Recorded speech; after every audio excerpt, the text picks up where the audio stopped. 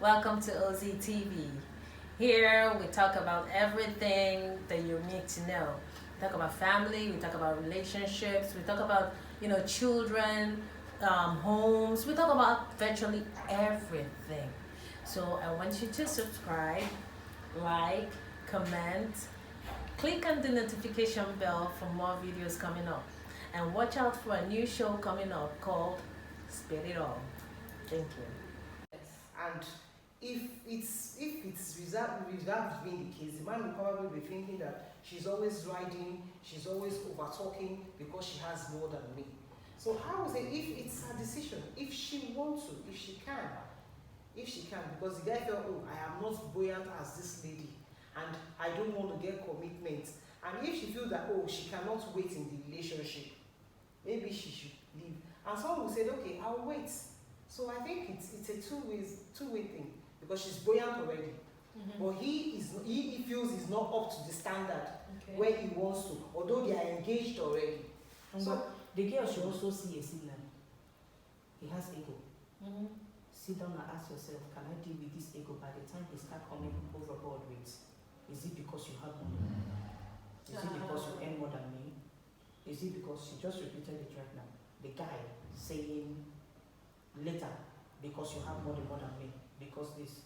If she's able to, because what we're saying in courtship, you see those, like she said, signs. Deal with it at that time. When you enter inside it, not begin to complain.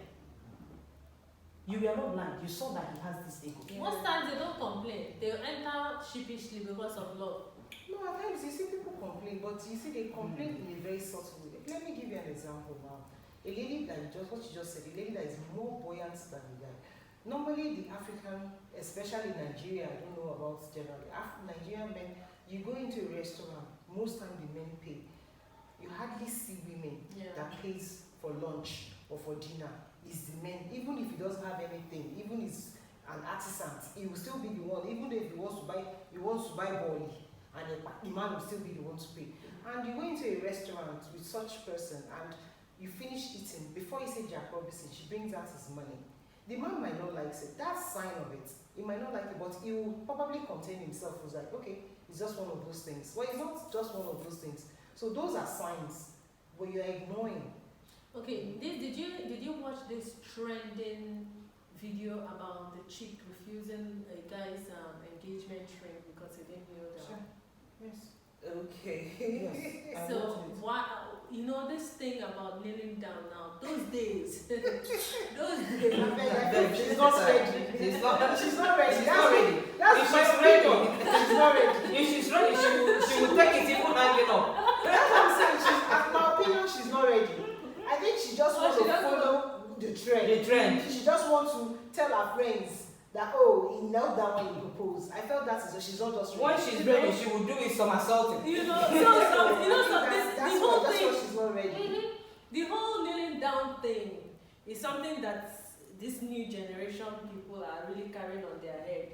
She understand? Because me, I'm not into that thing. It's quite a big topic for me, because I'll say that so many things we kind of like incorporate into our culture that is not ours. It's not us. It's not ours. Before, does it happen like that? That's what I'm saying. So many things we incorporate into our culture that is not ours. So it's a big topic for me, because I can go on and on and on. I think we are more of a copycats.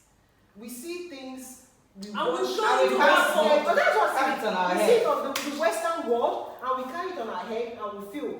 You see, take the fact for the ratio of the women versus the men, and this man, in his whatever capacity, comfortable capacity, proposed to you, your clause is not kneeling down. Is that an argument? Is that a basis? The kneeling down is what aspect? He respects you.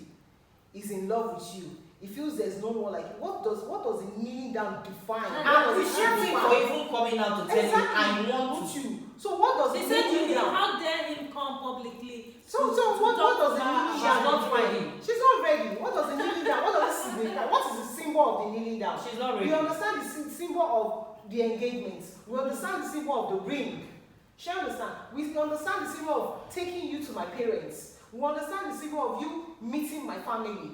So the kneeling down for you that I want to marry you, What is it? what does it symbolize? Your supremacy is undying love for you. Does that signify anything? I don't know. So it's a bit. I feel she's I just. need you people to I feel she's educate just. me because that kneeling down is That's something. what I'm saying. We can't really like don't one know before now. It's No, not us. before now. In Africa, why are you even kneeling down? See, Why are you kneeling down? Why are you kneeling down? You You know, know, before now. love your wife without kneeling down. A lot of people That's frown not at So what this is that? kneeling down because they have dreamed of I, their I, man I, kneeling do, down. do you know what? to I watched a clip. I think it was what's this guy's name that did this Chino and Things Fall Apart. What's that man's name? Pete Peter Deji. I so much love that guy. He was in a studio, they were shooting film, and he was telling me, why would you kneel down? He said the moment you kneel down and start proposing to her, you sold all your birthright to her. That is true. He said, why? He said, I married my wife. I never kneel down for her, but she's still the love of my life, and I respect her. So I think we tend to get carried away by so many things from the Western world, and I think it's just not us, and we missed it at times. I feel she's not just ready. Maybe she has other suitors, and she's just wants to just rubbish the guy. She wants to hold on to that one just to distract him. That's why I just feel she has other suitors, and she's not serious. She's not ready. Those days when your husband was coming to marry you, or when your husband is coming to, he wants to marry you, you might carry inside this car and just tell you, I'm not going to marry you. Can I come and see your parents? Chicken, Exactly. That is it. There was nothing like it. Even the ring was not even there. I didn't see. Do you know? Can I tell you something? Can I even tell you the most funniest part? Even if that guy decides to propose to you, if it happens to be any part where any of the family members are, they might be a bit irritated. That Yoruba will tell you that, what's it Jeffo? Is a mumu. She understand. They probably be hanging out. What is the purpose of you kneeling down now? Why are you kneeling down? Yoruba will tell you that. Why are you kneeling down? She understand.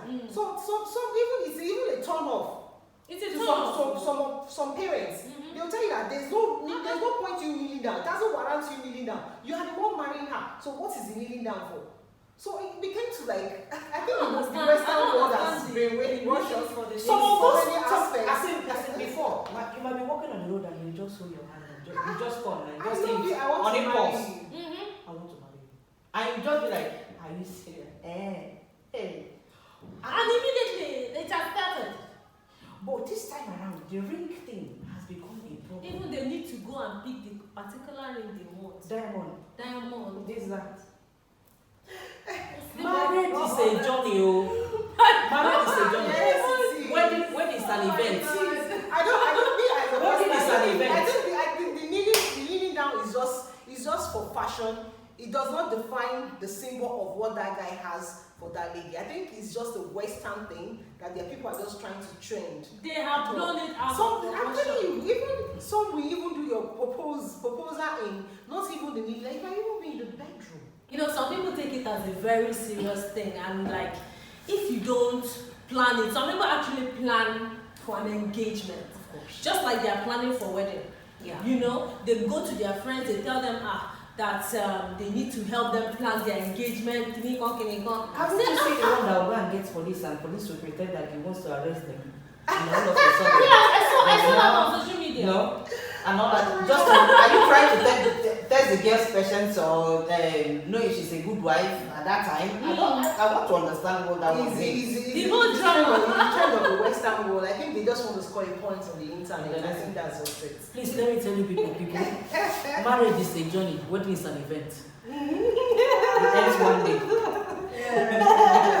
Okay, you know those days most people don't really engage with ring. They just tell you, just like you mentioned, they just say, would you marry me? And it goes like that. But this a lot of people use ring to engage a lady, you know. And most times, if the relationship or the engagement doesn't work, the man demands for the ring, or the woman refuses to give the ring back. So what is your take on that ring issue, the engagement ring? Should it be given back or should it be kept? Yeah, I thought you should give him back his ring if you're not marrying him. It's a Western thing. Yeah, that's what I just think. Because if that's you're not, that's the thing too. That's the right thing to do. giving back. Because if you're going into marriage with another person, why keep his ring? A reminder of what? Your past love or what? There's no symbol, there's no reminder. So I think return it back to him and just move on. That's just it. But I think some greedy ones, depending, you know, if they say the the quality of the ring, they might want to hold on to it. They will tell you at least, if nothing else, they won't lose out of the relationship because they want to go and sell the ring or pawn the ring or something. But if I were to give my opinion, I would like return it, do away with him. You're not getting married to him. That's engagement ring is a symbol of what somebody once felt for you. And since that thing that is feeling for you is terminated, is no longer there, there's no point you keeping it. Because if you get into a new relationship, then you get married, will you still be wearing it? Or will you keep it inside the drawer? It's of no use, no value to you, unless you decide you want to sell it and make money from it. But if you're not selling it, you're not making money, give him back his ring. And if it's some stubborn Adam, son of Adam, they will be bent on collecting that ring from you, especially if it's the expensive one. They will be hell bent on collecting that ring. They must collect that ring because they will tell you that it's an expensive ring. They would rather give it to the next person. So, my opinion, give it to him and let's move on with your life. Okay. So, another thing that I'm going to talk about now is the situation whereby most women think that staying in a man's they are engaged to the guy to be married, living lovers. Living lovers kind of. They feel they should do all the wifely duties while they are engaged, and that will tend to, hasten the whole marriage thing or make the man see or view them as the perfect wife to marry. Do you think living with your fiance is a good idea? It simply means he has married you on high purchase. I don't even. Why would you go back to your fiance's house because you have his ring? That you're engaged to a man does not mean he will definitely marry you. But lots of people do it now. So if you're doing that, you're actually making a mistake. Stay in your parents' house. What I don't like about that is that when you're leaving the man in the man's house and you guys are not married, you're probably playing the role of a wife, and I think you've given them the best of you, because that period to me is like a trying period for you. Because if you're married to a man, 50-50, depending on how the level of understanding with your husband, there are times you'll be so tired and you can't cook, and you tell your husband, honey, I'm so tired. In two ways, he might be understanding that, okay, his wife is tired and you may do with what is in the kitchen. But I think when you move in with the guy as a living lover, you try your best, you go extra mile to satisfy him. And if it's the kind of the ungrateful, unappreciative kind of man that you're living with, whatever he does is never enough. You always have basis and room to expand that. You could do more, So you get up now, you do the dishes, you do his laundry, you cook for him, you tidy up his house, and at night he gets free access to your body. All for what? And there's no guarantee that the man might even marry you.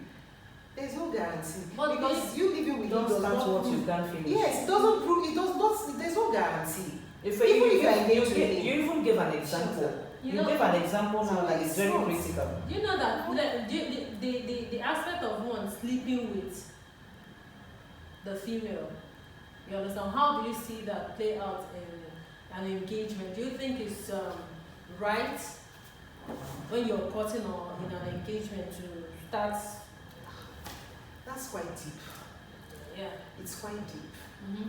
It's quite deep because given the men in Nigeria, few men wait. Few of them will wait. Some of them will wait, they might be understanding. Few of them. But if I don't understand, once you moved in with the man, you're living with him. No, in this aspect, you have not moved in. Yeah, you didn't move in. Few people, even not just few men, even the ladies, let's be honest, even the ladies, some of them will probably tell you that they don't even mind having a go at the man to see if they are going to have a good sexual relationship with this guy. So on that aspect, I think my take is 50-50, giving the individuals involved. Some people, you tell them, I've heard of a case of a man that's got married to a lady and they never had anything. And when I heard, sincerely when I heard, I said, oh, that is just one off.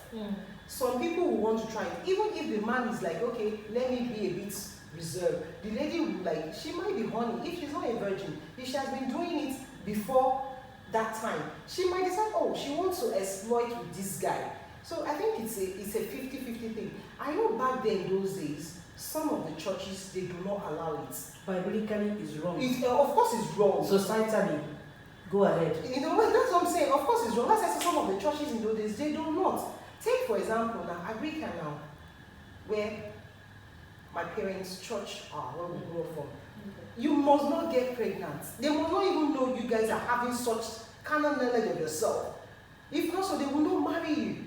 But things are so different nowadays. So that's why it depends on the individual. It's a 50-50 take for me. Even if the man decides he wants to go the religious way, the olden days, what about the lady in question? If she's not a virgin, she might decide she wants to have a go at the guy.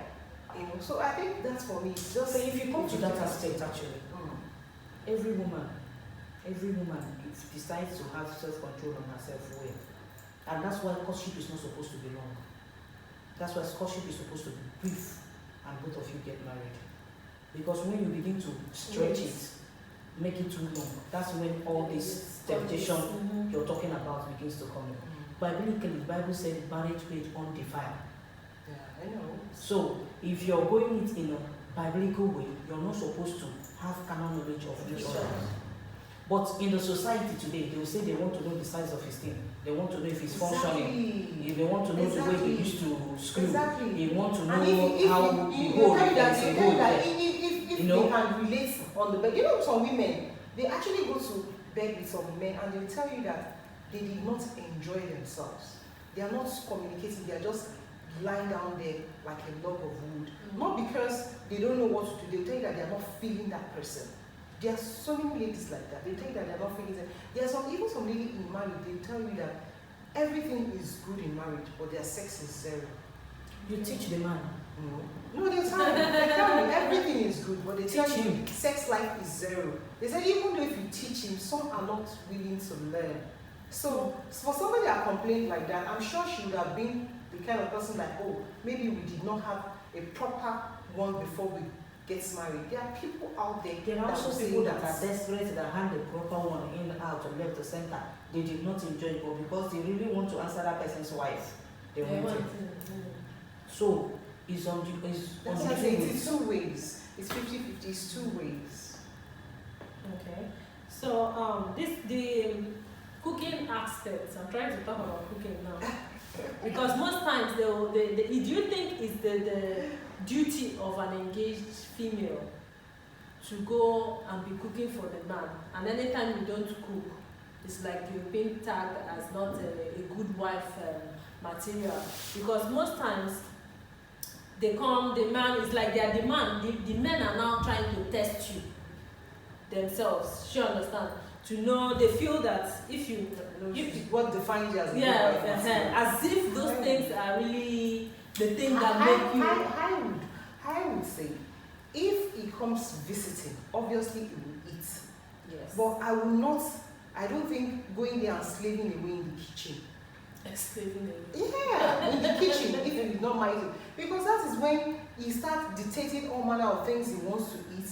And he starts complaining. I've seen people that when you go and cook for them, they start comparing your food to their mother's food.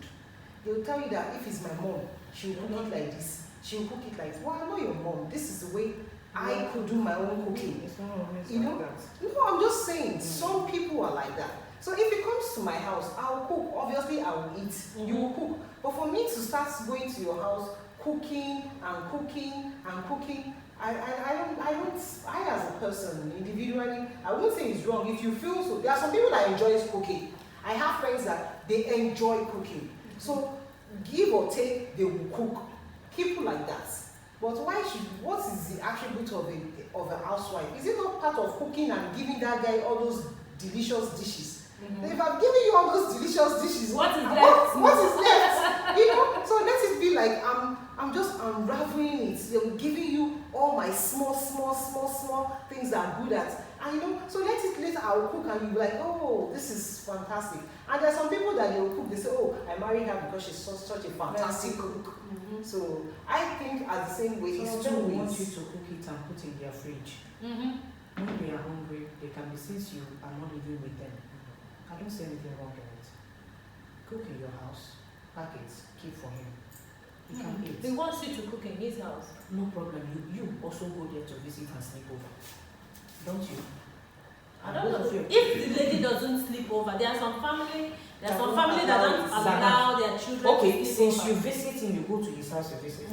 Most of them will tell you, instead of us going to the restaurant to eat, and you know how to cook, why don't you cook? Okay, let's assume the man is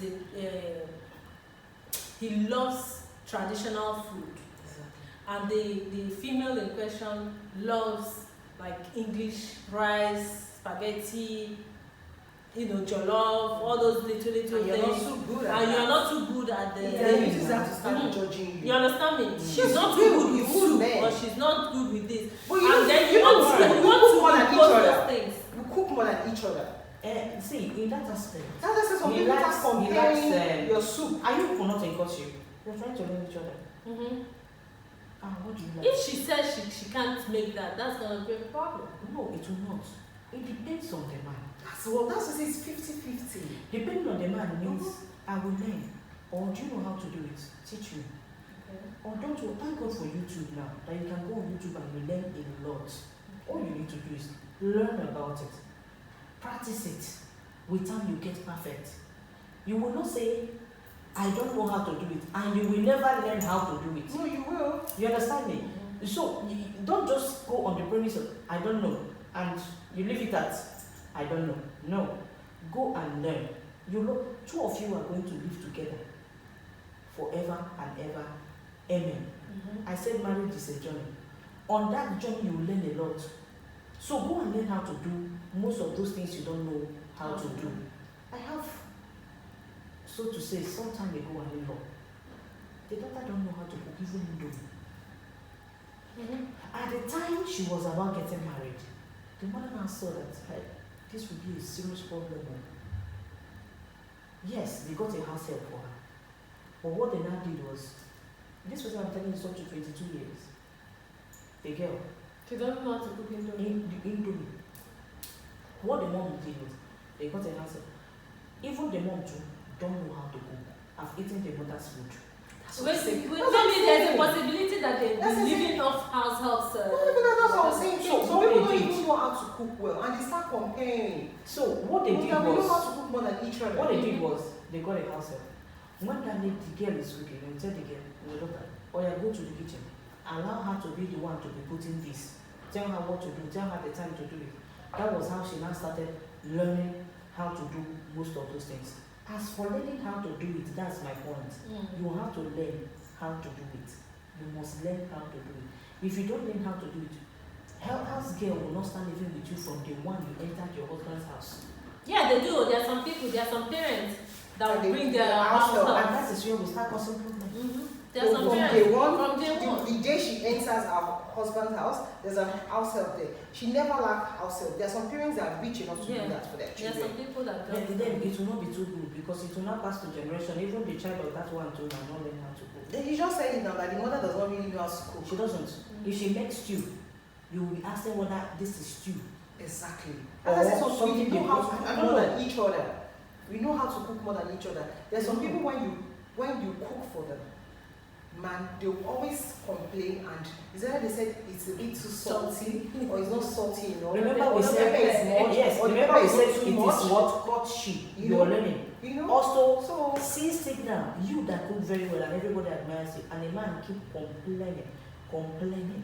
Have it at the back of your mind, you're saying now.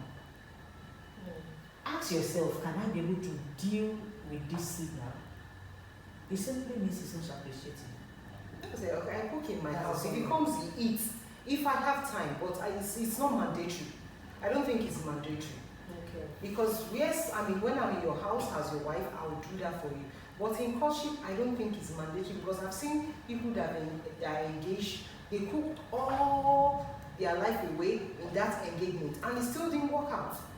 So I think everything has to do with a lot of things. So if you just say, and some ladies will tell you that if I had known that this guy would have not married me, all those while I was in the kitchen, I wouldn't have done that. I wouldn't have done that.